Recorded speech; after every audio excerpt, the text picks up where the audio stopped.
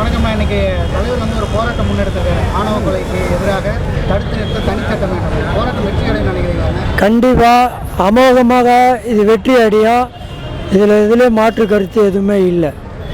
தலைவர் வைத்த கோரிக்கை, அவர் எடுத்த போராட்டம் தமிழ்நாடு தழுவி உலக அளவில் இது வெற்றி பெறும் என்று சொல்கிறேன். தலைவரோட பேச்சு இன்றைக்கு எப்படி இருந்ததுன்னா, நிறைய தகவல்கள் எடுத்து சொல்லியிருந்தாரு. அதெல்லாம் புதுசாக தெரிஞ்சுக்கிற மாதிரி இருந்ததாங்க. இல்லை, இதில் நிறைய அனுபவம் கிடைச்சிருக்கு. எல்லாருக்கும் நல்ல அனுபவம். அவர் சொன்ன ஒவ்வொரு கருத்தும் சாதாரண கருத்து இல்லை, எல்லாமே உண்மையான கருத்து, நடந்த கருத்தை தான் அவர் சொல்லியிருக்கார். இப்போ தொடர்ச்சியாக துப்புரவு தொழிலாளர் போராட்டம் நடத்தியிருக்காரு. தலைவர் நேரில் போய் ஆதரவும் தெரிவிச்சிருக்காரு.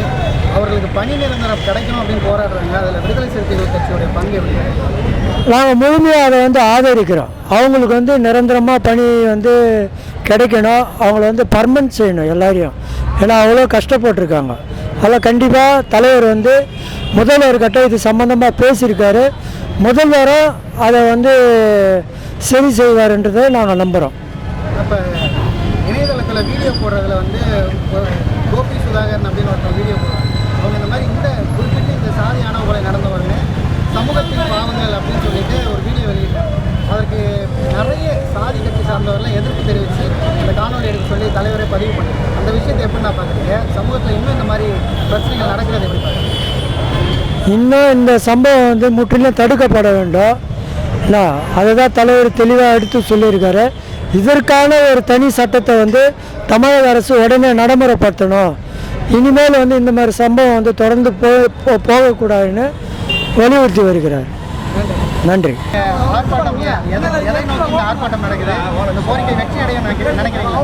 கண்டிப்பாக வெற்றி அடையும். எழுச்சி தமிழர் கை வச்ச எந்த ஒரு ஆர்ப்பாட்டமும் அது வெற்றியை நோக்கி தான் பயணிச்சுக்கிட்டு இருக்கு. தோல்வியே கிடையாது. விடுதலை சிறுத்தைகளுக்கு தோல்விங்கிறதே கிடையாது, ஏறுமுகம் தான்.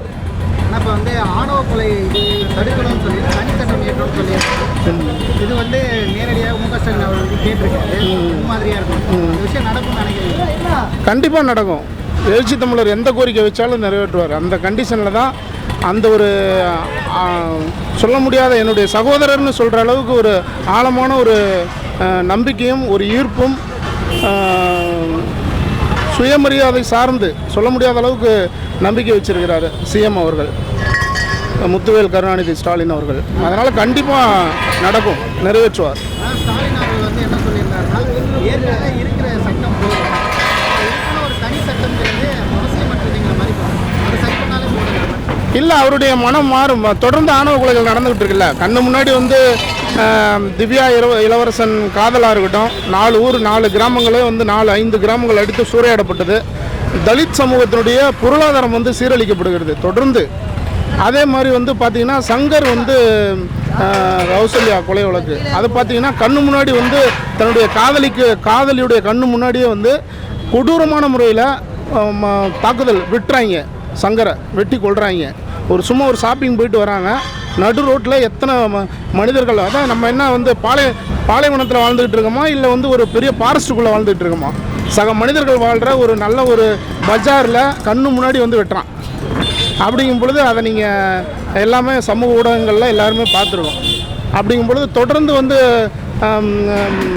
கண்ணகி முருகேசன் கொலையாக இருக்கட்டும், சங்கர் கௌசல்யா கொலையாக இருக்கட்டும், இளவரசன் திவ்யா காதல் கொலையாக இருக்கட்டும், இப்போ இந்த கவின் படுகொலையாக இருக்கட்டும், இது தொடர்ந்து நடைமுறையில் பார்த்திங்கன்னா ஒடுக்கப்பட்ட இளைஞர்களும் பாதிக்கப்படுறாங்க, மற்ற சமூகத்து பெண்களும் பாதிக்கப்படுறாங்க.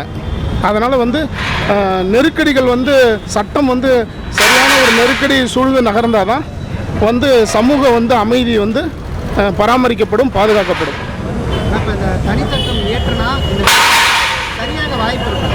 கண்டிப்பாக அதான் அவரே சொல்லிட்டார்ல, எழுச்சி தமிழரே சொல்லிட்டார். இந்த மாதிரி எங்களுக்கு ஒரு சட்டம் இயற்றப்பட்டால் நாங்கள் ஒரு போலீஸ்காரனை கேள்வி கேட்க முடியும், ஒரு போலீஸ் அதிகாரியை நாங்கள் கேள்வி கேட்க முடியும் அப்படிங்கிறத தெளிவாக சொல்லிட்டார். நம்ம எதை வச்சு நோக்கி கேள்வி கேட்க முடியும், நமக்கு ஒரு பாதுகாப்பு கிடைக்கும் அப்படின்னு தான், அதுதான் பொருள். அதாவது நம்ம இவ்வளோ பெரிய அறிஞர்கள், சமூக ஆர்வலர்கள், ஜனநாயக சக்திகள் எல்லாரும் ஒருங்கிணைஞ்சு கேட்குறாங்கன்னா, இடதுசாரி சிந்தனையாளர்கள் எல்லாருமே சேர்ந்து கேட்குறாங்கன்னா, அப்போ அழுத்தம் கொடுக்குறாங்க அப்படின்னா அதுக்குள்ளே ஒரு நியாயம் இருக்கிறதுனால தானே கேட்குறாங்க.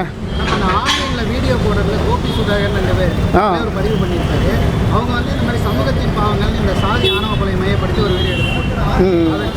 பெரிய அளவுக்கு எதிர்ப்பு வந்து அந்த விஷயத்தை எப்படி பார்க்கலாம்?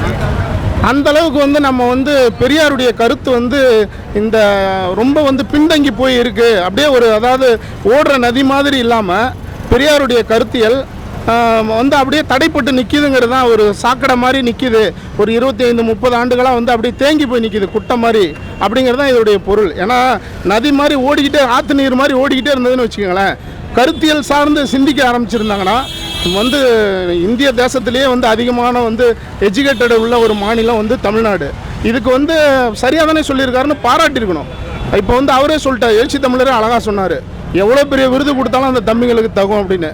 நல்ல வேளை அந்த பசங்க தலித் சமூகமாக இல்லை போல் இருந்திருந்தா, இல்லை நம்ம அந்த மாதிரி கருத்தை பேசியிருந்தா மிகப்பெரிய வந்து எதிர்ப்பு வந்திருக்குன்னு இப்போ அழகாக பேசினார்.